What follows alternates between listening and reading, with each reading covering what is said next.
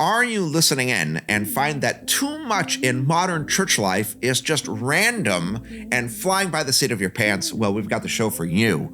We're going to talk about Proverbs chapter 9 and becoming systematic in our approach to ministry in Christ's kingdom. We've got an update, and then we've got a great interview with Bob Crow. Let's get started.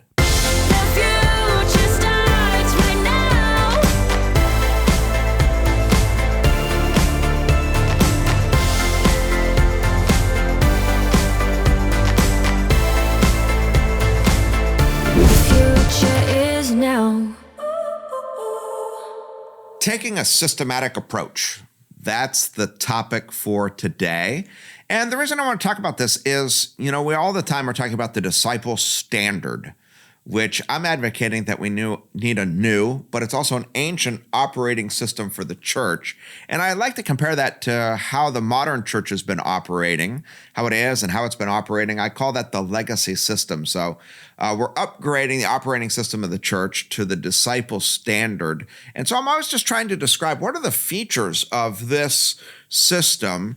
And I think one of it is this: the legacy system teaches in random rather than systematic ways.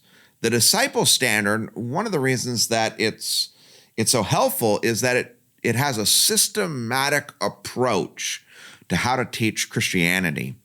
And so I'd like to talk a little bit about that, having a systematic approach. And what I'd like to do actually is spend some time talking about the book of Proverbs. Jake, I don't know that, of course, not everyone would know this, but when the pandemic hit, I can still remember this, we're in early 2020 and all of a sudden, everyone is in a panic.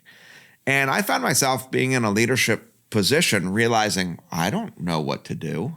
I don't know how to scale this mountain, or I'm not sure what's going to come next, or I didn't have clarity about things. And I really felt convinced that I needed to get some wisdom. And so I started studying the book of Proverbs.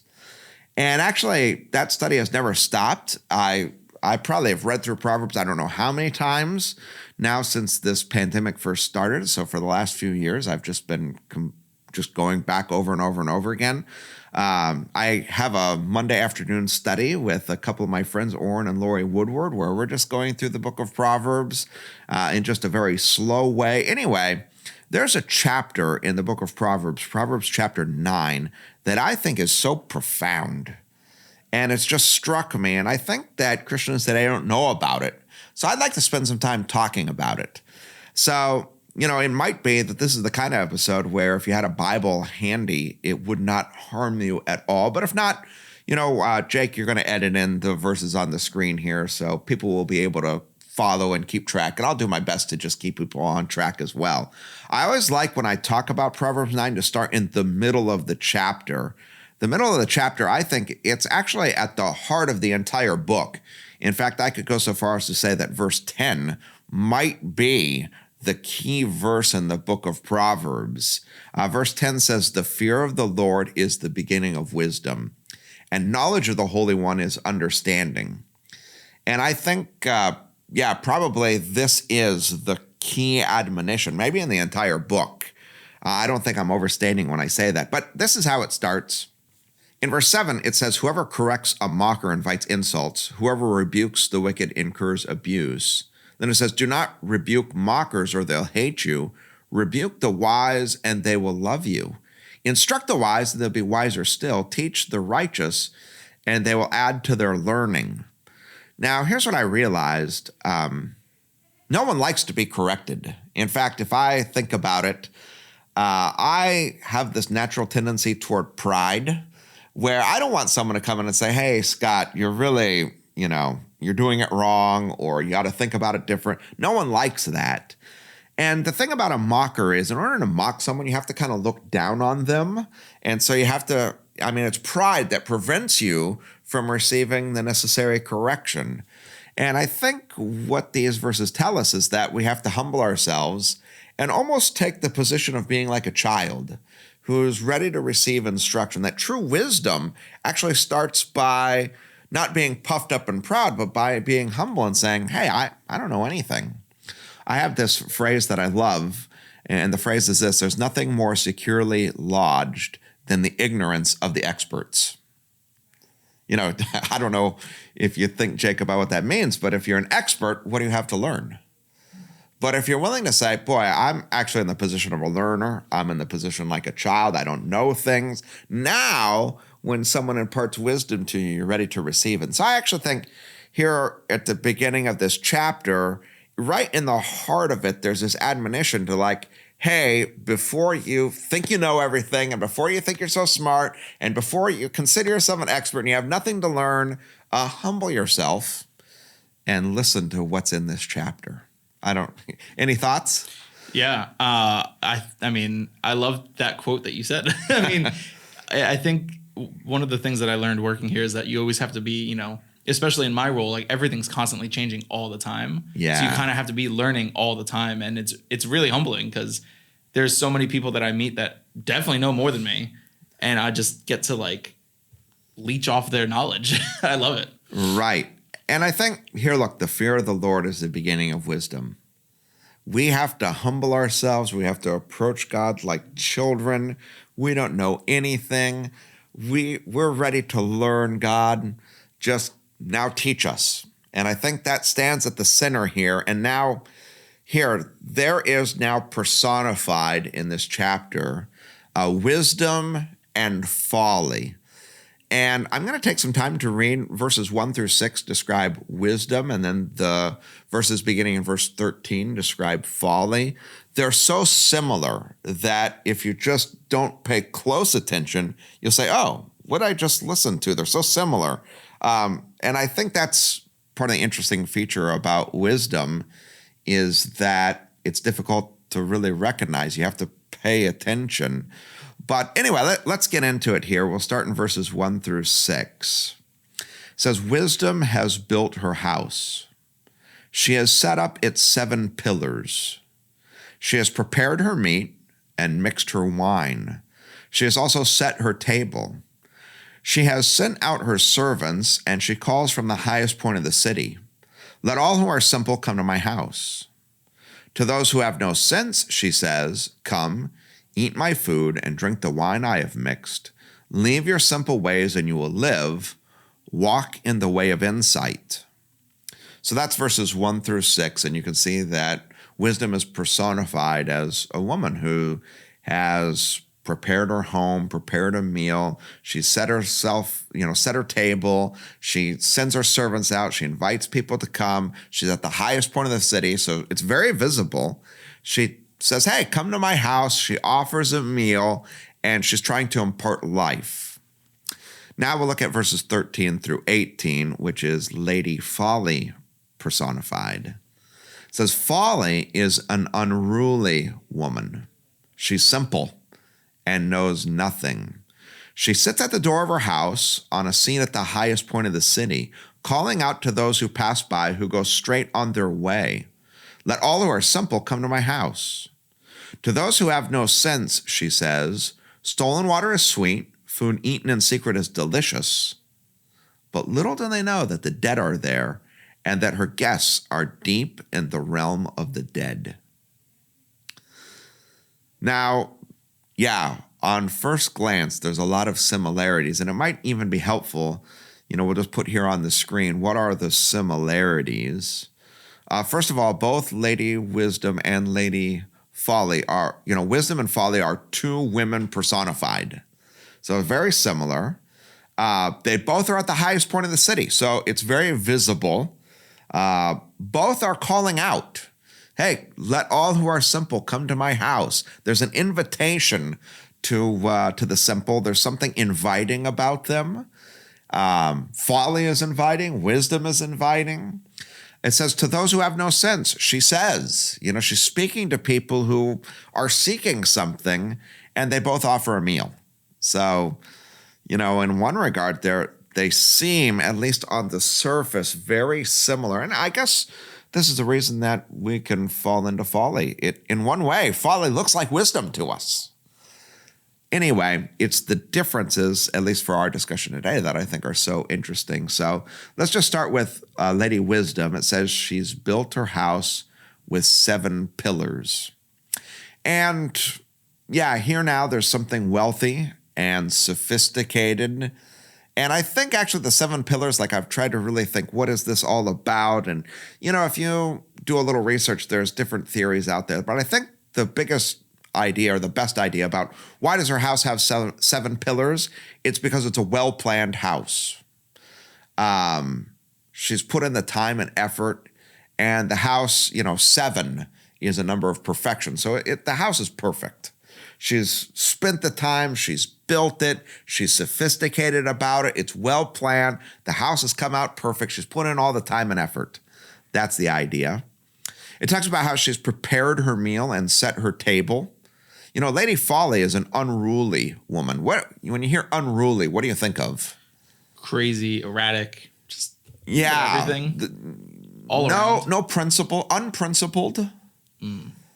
Just erratic. I like that word. That's a very good word. But wisdom is prepared.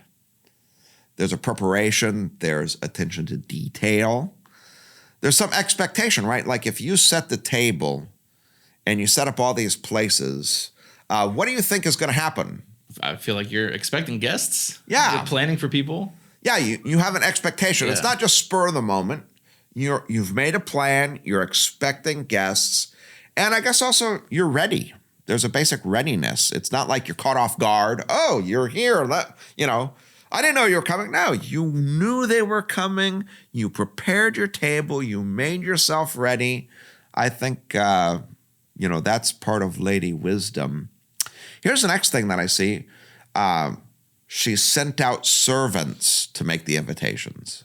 We'll see that Lady Folly, she just goes out the door of her house and like, hey, anyone want to eat? But here, there are servants that are sent out. And so clearly there's some administration, right? She's got these servants. Okay, you take this invitation. You take this invitation. There's delegation. She's not trying to do everything herself. We're going to see that that's a difference with Lady Folly. She's delegated responsibility. I think also this is a big one. She's not working alone. She's got a whole team of people. And anyone who's ever tried to lead a team, that there's effort and care that's put in to make sure that everyone knows what they're doing. And there's an administrative effort to make sure that everyone feels part of the team and knows their role. So I think just the very fact that she sent out servants, it speaks to the kind of preparation, principled way at which wisdom goes about its effort. And then finally, as she prepares the meal and now feeds it to her guests, she gives it so that you will live. So she's seeking to give something and impart something, namely life. So wisdom, there's all this planning and preparation that's gone into it. It's been carefully put together. There's a readiness.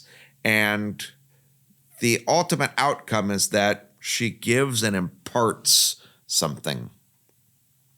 Now let's compare that with Lady Folly. First thing, we already talked about this. She is unruly. She's simple and she knows nothing. So, boy, you think about this in comparison to Lady Wisdom, who's built her house. It has 7 pillars. It's sophisticated. It's well planned. It's perfect. Here, this is just a simple woman who knows nothing. In one way, it's like just that in and of itself would cause us to recognize her. Here's the next thing. It says that she sits at the door of her house calling out to those who pass by.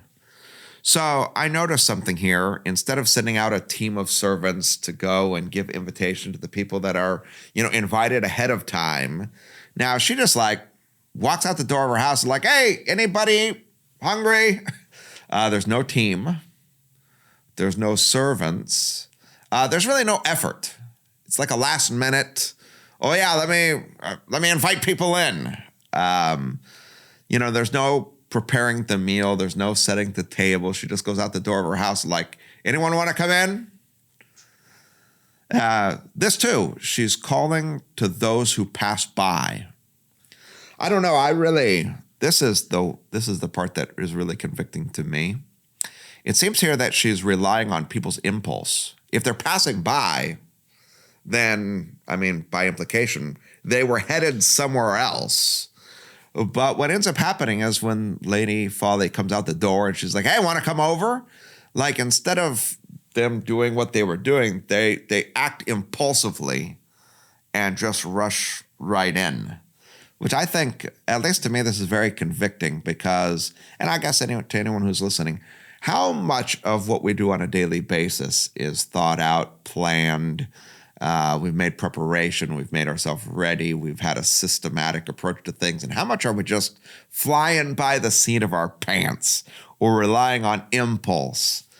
I think there's a contrast here that's showing itself. The very end, of course, then she offers a meal to those who come in her house, and as she offers a meal, she says, stolen water is sweet, but little do they know that they entered the realm of the dead. So here, in distinction from Lady Wisdom, who's giving and imparting something, Lady Folly is extolling the taking, like stolen water. That's what's good. And, finally, the realm of the dead, it's made ultimate because she's finally taking lives. And I think this is also a big distinction between wisdom and folly. And I would say actually it's a distinction between Christianity and everything else. Because for God so loved the world that he gave his one and only Son. Because we have as the model of our faith giving rather than receiving or taking, those who are filled with the love of God, it's like the love that we've been filled with overflows. And so we begin to live lives where we're not just concerned with receiving, but giving ourselves away. Whereas I think in the world, before you become a Christian, you sense this hole in your heart, a void in your life. And so there's like this chasm that needs to be filled. And so instead of being a giver, we're just naturally takers. And wisdom, finally, those who are operating according to principles of wisdom, they become givers rather than receivers or takers. Jake, I wonder if you have any thoughts just looking at this list of the differeces. Yeah, I didn't realize how many differences there were. Like, I was going back and forth between the slides trying to see as you were reading it. And I love that you put it out. I didn't look that far ahead. But the first thing I noticed is I like to cook. Okay. And so one of the things that I learned in taking all these classes for cooking was you got to plan things out. And so as you're talking, she prepared the meal.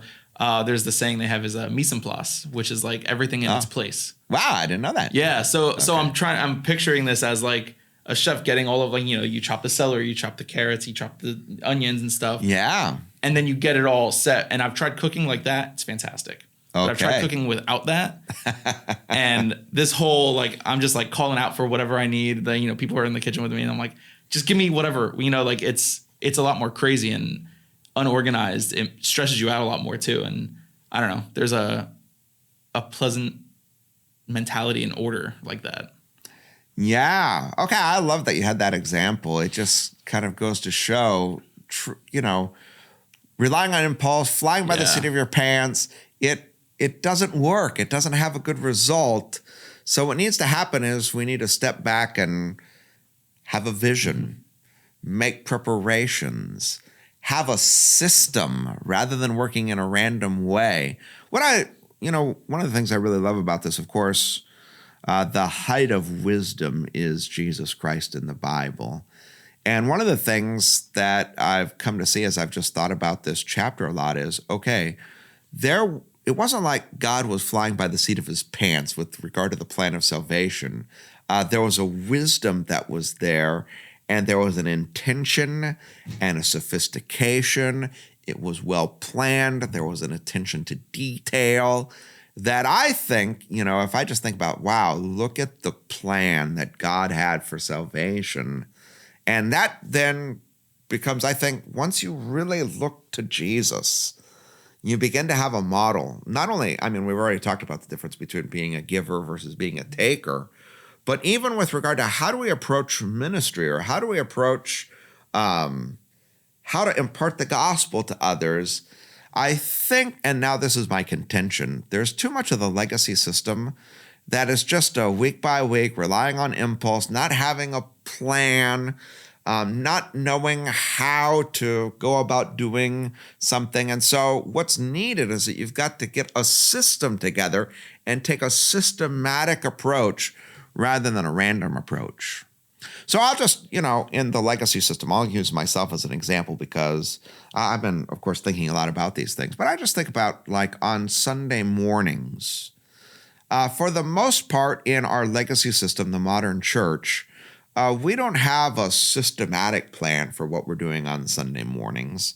It's just we have sermon after sermon, and there's almost like there's no rhyme or reason to how we have sermon after sermon. It's okay. I mean, to a certain extent, I even, there has to be something beyond just Sunday morning. That's one of the things that I'm advocating for anyway. But I think that's, for many churches, the main discipleship method. And to those who are in attendance, regular worshipers, members of the church, what ends up happening is that the discipleship is done in a random way rather than a systematic way. But what we're advocating for in the disciple standard, and we have a method called 222 Disciple that we have developed over the course of time. Jake, I know we put a lot of attention to detail. I mean, we've made handouts and videos, and we have a process that we've thought through from beginning to end. Like we teach people, okay, in the first meeting, here's what you do. Here are the types of things you have to impart to people. Here's the process by which, once someone starts as a disciple, we get them to become a disciple maker. We've thought through how to make the system multiply so that, listen, if you're listening in and you're thinking to yourself, boy, I'd maybe like to become a part of this, or I'd like to learn more, I want you to know that, boy, we have an entire system set up that in many ways, it's not like Lone Ranger. We just become part of a big team. And that team is all working together in such a way that there's a dynamic bigger than us. Anyway, that is kind of the idea for today. Jake, I wonder if you have any other thoughts. Yeah. To go back to the cooking example, there's a structure in it too, in like a hierarchy in the kitchen.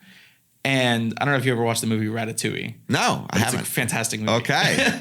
And in it, he describes what everyone does in the kitchen, and everyone kind of does their thing. They're all part of the team, but they're all furthering that main goal. And I think what we've been doing here, at least at Sunlight, specifically, it's like we've been operating, I think, like that, which is, unlike how it's ever been. I love it.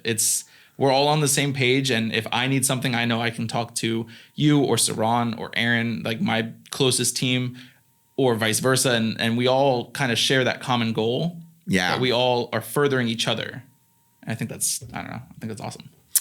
Yeah. So at any rate, I think there's something really to this. I think if there are people who are listening in, I'm guessing, and I feel this way. It's what struck me so much. I was reading Proverbs chapter 9 and just taking it in. I said to myself, wow, how much am I doing week by week that is impulsive or flying by the seat of my pants? And how much am I doing that's planned out and has intention and purpose?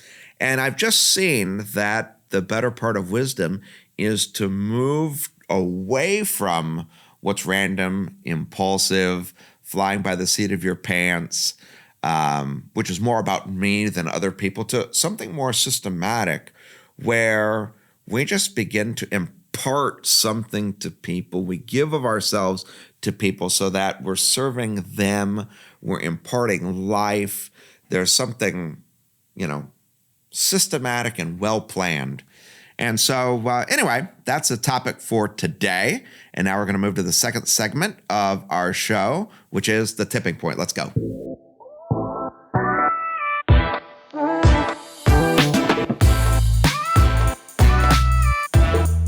We have 6 new disciples this week that we are celebrating. Week by week, if you come here in the tipping point segment, we detail all the new people who are coming into our disciple multiplication system. And there is a systematic approach that we're taking that is causing us to be multiplying. And if you come here week by week, you'll see, every single week, there's new people that are being added to the system. So our 6 new disciples that we're welcoming: Sylvia Pagan, who's being discipled by Carol Bailey; Travers Jacobs, that's someone that I've just started discipling; and David Salverda by Danny Vera. Also, Richard Beenan by Chris Bauma, Gene Einingenberg by Tom Seal, and Tom Milano by Bud Sorensen.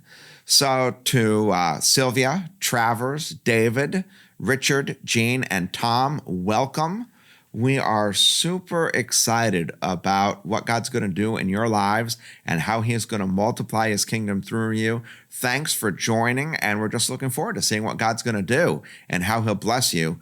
To Carol, to Danny, to Chris, to Tom, to Bud, and I'm also included in there. I think it's just great when we move to be givers and to be extending ourselves, and we're grateful for each of the disciple makers. So great job. Thank you very much for your effort for Christ's kingdom. And we want to celebrate Danny Vera, who's a first-time disciple maker.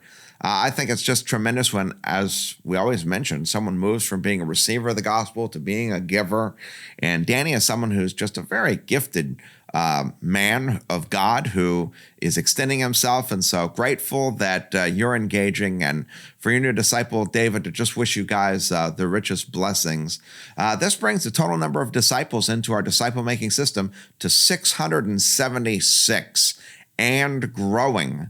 So congratulations, everyone. Exciting times as God continues to multiply his kingdom through this systematic effort. We're grateful. And anyway, we're now going to move to the third segment of our show, which is called Ordinary People. Let's go.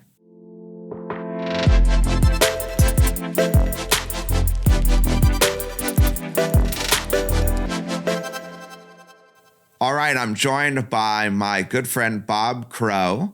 And Bob, welcome. We're glad that you're joining us. I'd like to just start this way. Talk a little bit about how we met and maybe began this discipling relationship. Yeah, well, we met because somebody gave me your name and phone number, and I had never heard of you. Never heard of Sunlight Community Church. I had heard of Port St. Lucie, Florida. Okay. But I ended up calling you, and I remember that. In fact, I still have the notes. I think in our first phone conversation, I took 3 or 4 pages of notes because you were sharing your passion for the church and concerns about like declining numbers and the overture that you had written to Synod in that 2016, I believe. So that's what started it, and then I think the next week, you and Keith Dornbos and I met by Zoom, and we had a conversation. The week after that, Keith and I actually got together for lunch, and I think the week after that, you actually traveled to Michigan for Synod, and so we got together a couple times. Right. Then, and which turned out to be kind of your interviewing of me and then inviting me to take this position as Chief Development Officer for Multiply 222 Network. So that's how it happened. So yeah, we began a work relationship, and then part of what I like to do is I like to disciple people, as you know, and of course you live in Michigan and I live in Florida. But Zoom works really well, or Google Meet, or there's any number of forums where you can just talk to a person one-on-one by video chat. And so we started meeting week by week. And tell me a little bit about your experience in that. Well, yeah, I remember when I first started the new position, which was on August 5 of 2019. I remember it very well. But before that, you and I had been, we were talking a couple times a week just to kind of ramp me up for this new work. And you had been talking about this discipleship program, and I didn't know anything about it. Yeah. And you were, the ministry's called Multiply 222 Network. Okay. And there's this 222 disciple, and you had been sharing with me about 2 Timothy 2:2, but I didn't know that there was a specific, or at least I hadn't experienced the specific dynamics of this one-on-one discipling relationship. Mm-hmm. And so we talked about it, and I said, I'd be interested. And you said, okay, let's do it. So you started training me actually a couple weeks before I officially began. It was in July of 2019. And, we're going along, and you're, we got to know one another better through that, For sure. just individually. But then, you're training me in this model based on sin, salvation, service, and I was familiar with these concepts, but it really became refreshing to just go back to the basics. It's funny. I mean, I became a Christian in 1976 when I gave my life to Christ through the ministry of Young Life.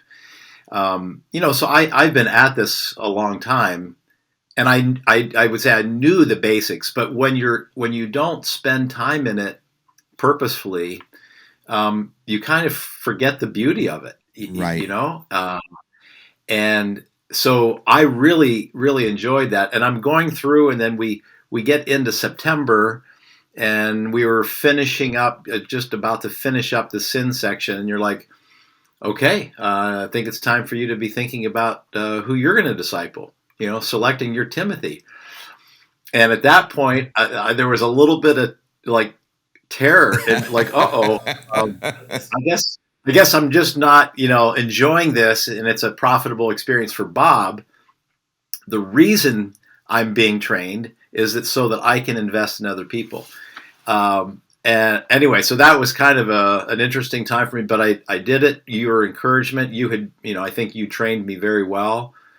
The program lends itself to that too, Yeah. So it puts a tool in your hand that is easily replicatable.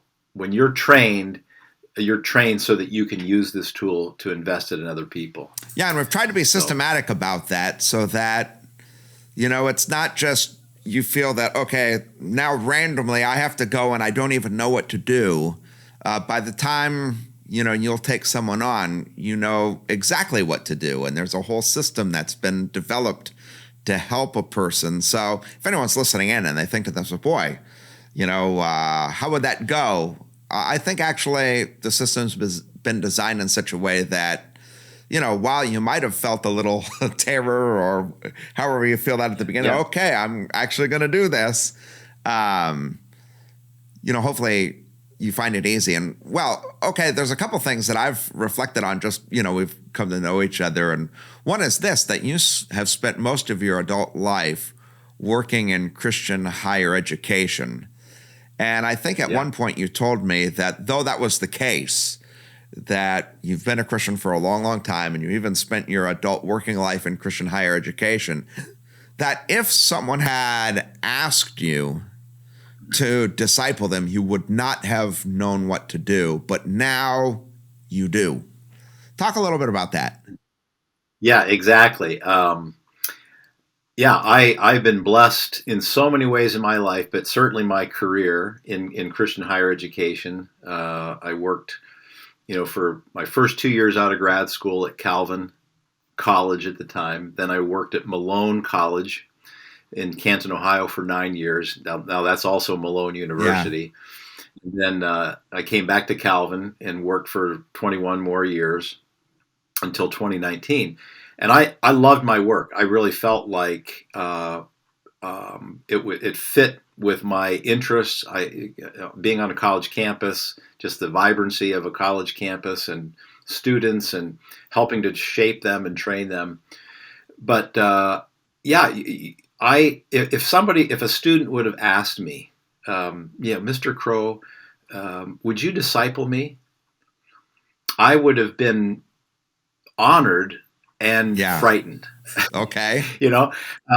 Because I would have not really known what to do. I mean, I would have probably, maybe we could get together once a week to pray together, or we could read a book together and discuss it. But I like this 222 Disciple program puts in again, very kind of logical, sequential, but comprehensive way, the gospel, this gospel outline, sin, salvation, service. It's simple, and it doesn't have to be complex. But when you have an outline and you've got the resources of the videos. It's very well done. It's quality.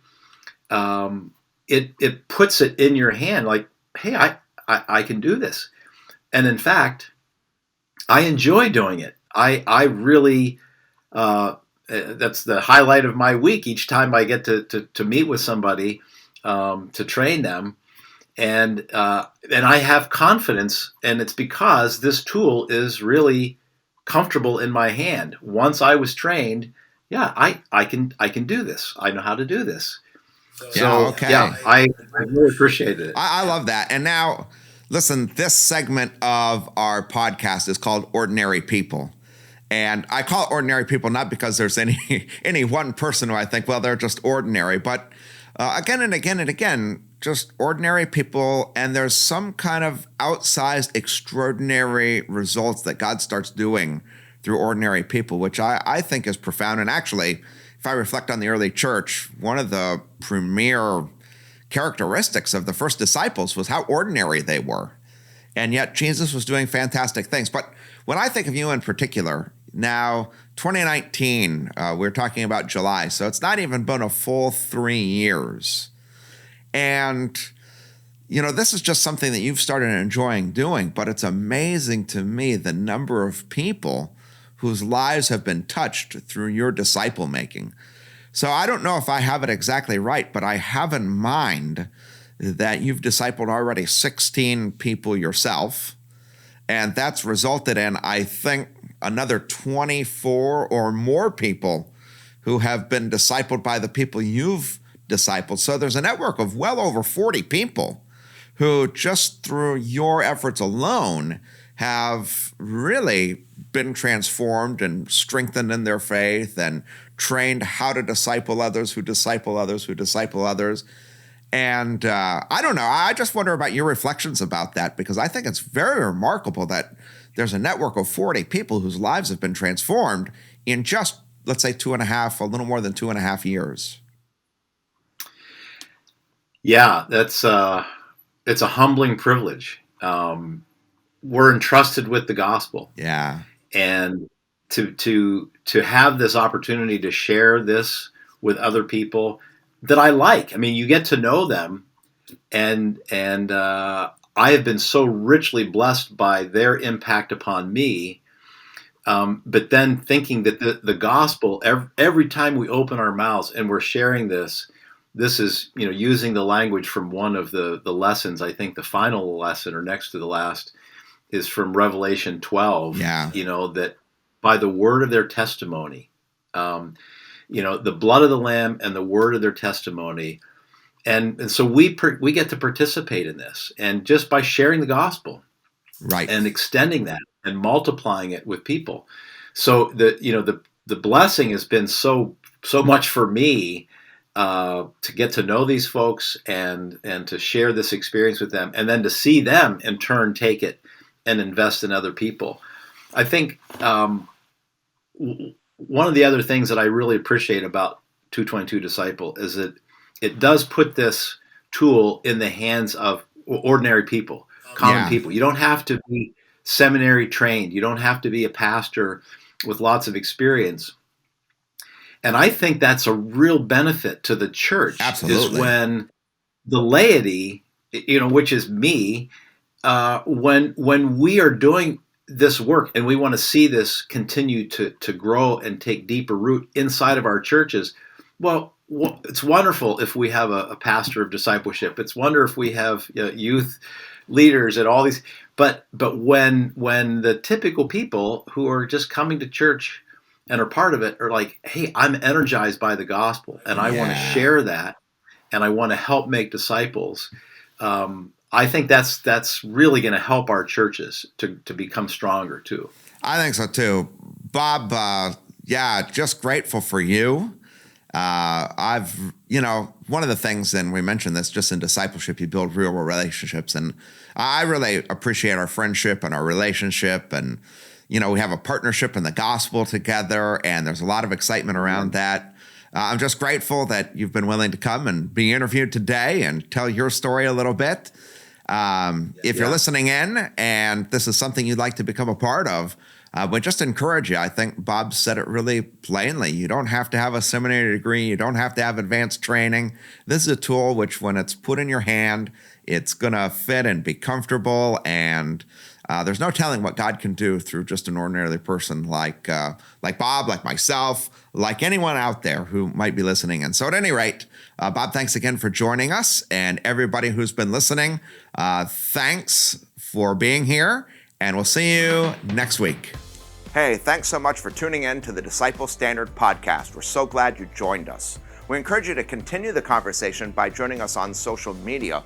Also, if you want to learn more about the Multiply method or learn about how to take the Multiply pledge, we encourage you to join us on our website at multiply222.com. Have a great day.